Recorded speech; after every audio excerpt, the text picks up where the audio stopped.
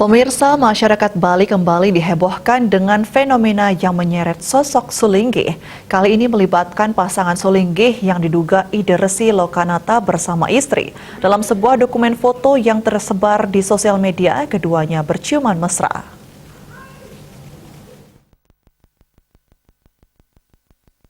Viralnya foto itu dibenarkan Ketua PHDI Kota Denpasar Nyoman Kenak. Kenak menambahkan, Ide Resi Lokanata merupakan Dharma Upepati PHDI Kota Denpasar, yakni Sulinggi yang mengurus Paruman Sulinggi di PHDI Denpasar. Bersama jajaran pengurus PHDI Denpasar, pihaknya akan segera turun mencari tahu kebenaran informasi tersebut dengan mendatangi gereja yang bersangkutan di Jalan Badak Agung Sumertekelod. Pihaknya akan melakukan investigasi dengan menanyakan langsung kepada yang bersangkutan. Sejak Minggu 2 Januari 2022 petang, postingan tersebut seketika banjir komentar netizen, yang pada intinya menyayangkan foto beradegan mesra tersebut terunggah di media sosial. Netizen menilai hal ini tidak layak dilakukan oleh Sulinggi di tempat umum. Sementara, Sekretaris PHDI Kota Denpasar Made Arke mengaku telah berkomunikasi bersama Ide Resi Lokanata.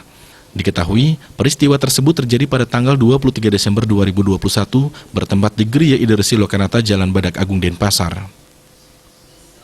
Adegan tersebut berlangsung setelah pemotongan tumpeng sebagai ungkapan kasih sayang, kemudian diunggah oleh sang istri. Peristiwa viral yang melibatkan tokoh Sulinggi memang kerap terjadi. Di tengah era keterbukaan informasi, PHDI menilai peristiwa ini merupakan dampak dari perkembangan teknologi.